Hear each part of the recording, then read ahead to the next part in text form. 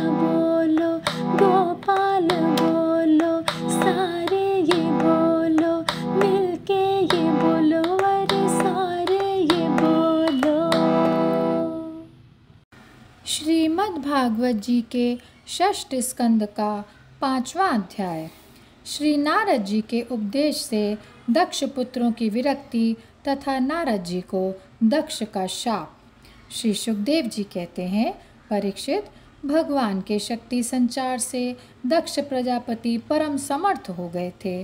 उन्होंने पंचजन की पुत्री असिकनी से हर्यश्व नाम के 10,000 पुत्र उत्पन्न किए। राजन, दक्ष के ये सभी पुत्र एक आचरण और एक स्वभाव के थे। जब उनके पिता दक्ष ने उन्हें संतान उत्पन्न करने की आज्ञा दी, तब वे तपस्या करने के विचार से पश्चिम दिशा की ओर चले गए। पश्चिम दिशा में सिंधु नदी और समुद्र के संगम पर नारायण सर नाम का एक महान तीर्थ है। बड़े बड़े मुनि और सिद्ध पुरुष वहाँ निवास करते हैं। नारायण सर में स्नान करते ही हर्यश्वों के अंतःकरण शुद्ध हो गए। उनकी बुद्धि भागवत धर्म में लग गई। फिर भी अपने पिता दक्ष की आज्ञा से बंधे होने के कारण वे उग्र तपस्या ही करते रहे। जब देवर्षि नारद ने देखा कि भागवत धर्म में रुचि होने पर भी ये प्रजावधि के लिए तत्पर हैं, तब उन्होंने उनके पास आकर कहा, अरे हर्यश्वो, तुम प्रजापति हो तो क्या हुआ? वास्तव में तो तुम लोग मूर्ख ही हो। बतलाओ तो, जब लोगों ने पृथ्वी का अंत ही नहीं देखा, तब सृष्टि कैसे करोगे? बड़े खेद की बात है।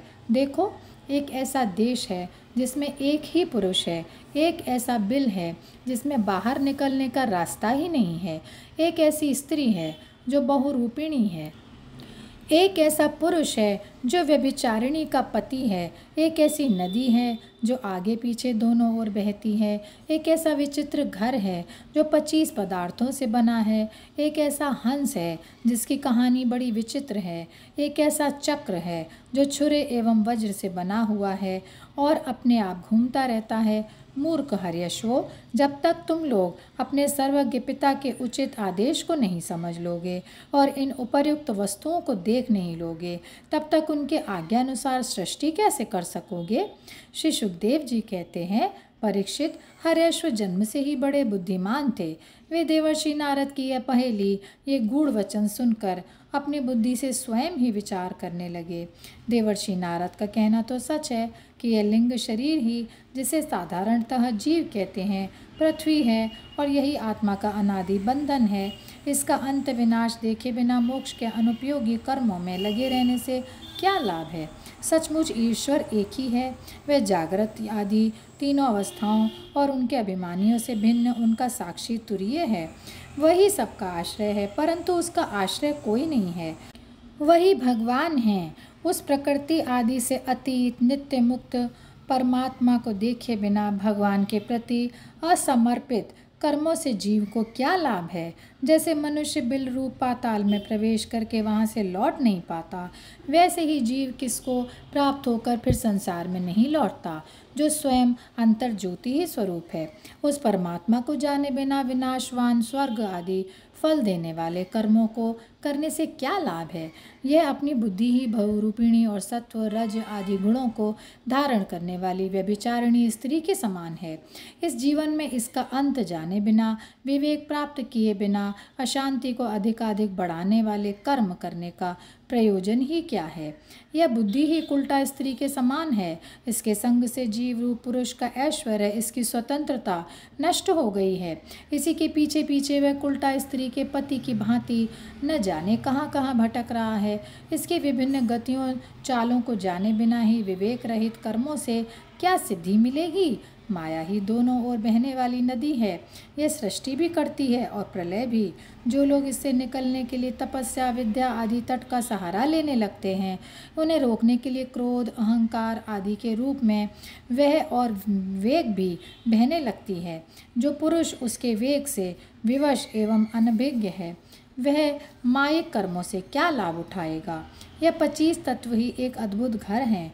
पुरुष उनका आश्चर्यमय आश्रय है। वही समस्त कार्य कारणात्मक जगत का अधिष्ठाता है। यह बात न जानकर सच्चा स्वातंत्र्य प्राप्त किए बिना झूठी स्वतंत्रता से किए जाने वाले कर्म व्यर्थ ही हैं। भगवान का स्वरूप बतलाने वाला शास्त्र हंस के समान नीर क्षीर विवेकी है। वह बंध मोक्ष चेतन और जड़ को अलग अलग करके दिखा देता है। ऐसे अध्यात्म शास्त्र रूप हंस का आश्रय छोड़कर उसे जाने बिना बहिर्मुख बनाने वाले कर्मों से लाभ ही क्या है। यह काल ही एक चक्र है, यह निरंतर घूमता रहता है। इसकी धार छुरे और वज्र के समान तीखी है और यह सारे जगत को अपनी ओर खींच रहा है। इसको रोकने वाला कोई नहीं है। यह परम स्वतंत्र है। यह बात न जानकर कर्मों के फल को नित्य समझकर जो लोग सकाम भाव से उनका अनुष्ठान करते हैं, उन्हें उन अनित्य कर्मों से क्या लाभ होगा। शास्त्र ही पिता हैं, क्योंकि दूसरा जन्म शास्त्र के द्वारा ही होता है और उसका आदेश कर्मों में लगना नहीं, उनसे निवृत्त होना है। इसे जो नहीं जानता वह गुणमय शब्द आदि विषयों पर विश्वास कर लेता है। अब वह कर्मों से निवृत्त होने की आज्ञा का पालन भला कैसे कर सकता है।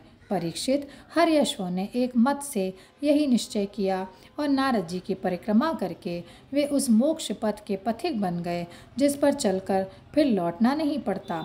इसके बाद देवर्षि नारद स्वर ब्रह्म में संगीत लहरी में अभिव्यक्त हुए भगवान श्री कृष्णचंद्र के चरण कमलों में अपने चित्त को अखंड रूप से स्थिर करके लोक लोकांतरों में विचरने लगे। परीक्षित, जब दक्ष प्रजापति को मालूम हुआ कि मेरे शीलवान पुत्र नारद के उपदेश से कर्तव्यच्युत हो गए हैं, तब वे शोक से व्याकुल हो गए।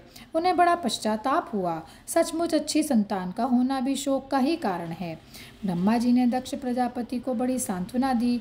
तब उन्होंने पंचजननदिनी असिकनी के गर्भ से 1000 पुत्र और उत्पन्न किए। उनका नाम था शबलाश्व। वे भी अपने पिता दक्ष प्रजापति की आज्ञा पाकर प्रजा सृष्टि के उद्देश्य से तप करने के लिए उसी नारायण सरोवर पर गए, जहाँ जाकर उनके बड़े भाइयों ने सिद्धि प्राप्त की थी। शबलाश्वों ने वहाँ जाकर उस सरोवर में स्नान किया। स्नान मात्र से ही उनके अंतःकरण के सारे मल धुल गए। अब वे परब्रह्म स्वरूप प्रणव का जप करते हुए महान तपस्या में लग गए। कुछ महीनों तक केवल जल और कुछ महीनों तक केवल हवा पीकर ही उन्होंने हम नमस्कार पूर्वक ओंकार स्वरूप भगवान नारायण का ध्यान करते हैं, जो विशुद्ध चित्त में निवास करते हैं, सबके अंतर्यामी हैं तथा सर्वव्यापक एवं परमहंस स्वरूप हैं। इस मंत्र का अभ्यास करते हुए मंत्राधिपति भगवान की आराधना की। परीक्षित, इस प्रकार दक्ष के पुत्र शबलाश्व प्रजा सृष्टि के लिए तपस्या में संलग्न थे। उनके पास भी देवर्षि नारद आए और उन्होंने पहल के समान ही कूट वचन कहे। उन्होंने कहा, दक्ष प्रजापति के पुत्रों, मैं तुम लोगों को जो उपदेश देता हूँ उसे सुनो। तुम लोग तो अपने भाइयों से बड़ा प्रेम करते हो, इसलिए उनके मार्ग का अनुसंधान करो। जो धर्म के भाई अपने बड़े भाइयों के श्रेष्ठ मार्ग का अनुसरण करता है, वही सच्चा भाई है। वह पुण्यवान पुरुष परलोक में मरुद्गणों के साथ आनंद भोगता है। परीक्षित, शबलाश्वरों को इस प्रकार उपदेश देकर देवर्षि नारद वहाँ से चले गए और उन लोगों ने भी अपने भाइयों के मार्ग का ही अनुगमन किया, क्योंकि नारद जी का दर्शन कभी व्यर्थ नहीं जाता। वे उस पथ के पथिक बने जो अंतर्मुखी वृत्ति से प्राप्त होने योग्य, अत्यंत सुंदर और भगवत प्राप्ति के अनुकूल है। वे बीती हुई रात्रियों के समान न तो उस मार्ग से अब तक लौटे हैं और न आगे लौटेंगे ही। दक्ष प्रजापति ने देखा कि आजकल बहुत से अपशकुन हो रहे हैं। उनके चित्त में पुत्रों के अनिष्ट की आशंका हो आई। इतने में ही उन्हें मालूम हुआ कि पहले की भांति अब की बार भी नारद ने मेरे पुत्रों को चौपट कर दिया है।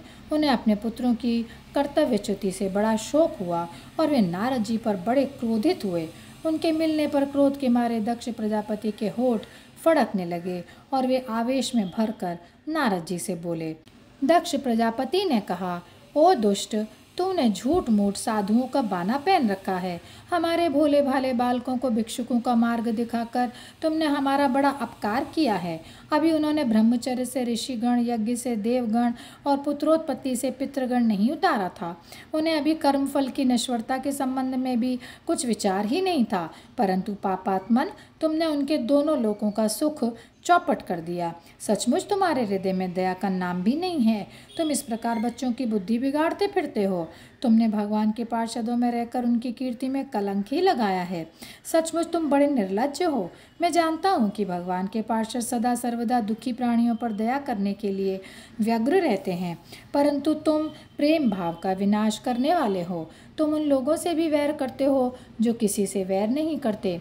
यदि तुम ऐसा समझते हो कि वैराग्य से ही स्नेह पाश विषयासक्ति का बंधन कट सकता है, तो तुम्हारा यह विचार ठीक नहीं है, क्योंकि तुम्हारे जैसे झूठ मूठ वैराग्य का स्वांग भरने वालों से किसी को वैराग्य नहीं हो सकता। नारद, मनुष्य विषयों का अनुभव किए बिना उनकी कटुता नहीं जान सकता, इसलिए उनके दुख रूपता का अनुभव होने पर स्वयं जैसा वैराग्य होता है वैसा दूसरों के बहकाने से नहीं होता। हम लोग सद्गृहस्थ हैं, अपनी धर्म मर्यादा का पालन करते हैं। एक बार पहले भी तुमने हमारा असह अपकार किया था, अब हमने उसे सह लिया। तुम तो हमारी वंश परंपरा का उच्छेद करने पर ही उतारू हो रहे हो। तुमने फिर हमारे साथ वही दुष्टता का व्यवहार किया, इसलिए मूढ़ जाओ, लोक लोकांतरों में भटकते ही रहो, कहीं भी तुम्हारे लिए ठहरने को ठौर नहीं होगी। श्री सुखदेव जी कहते हैं, परीक्षित, संत शिरोमणि देवर्षि नारद ने बहुत अच्छा कहकर दक्ष का शाप स्वीकार कर लिया। संसार में बस साधुता इसी का नाम है कि बदला लेने की शक्ति रहने पर भी दूसरे का किया हुआ अपकार सह लिया जाए। और यहीं पर यह अध्याय समाप्त होता है। जय श्री कृष्णा, जय श्री कृष्णा, जय श्री कृष्णा। गोविंद बोलो हरि गोपाल।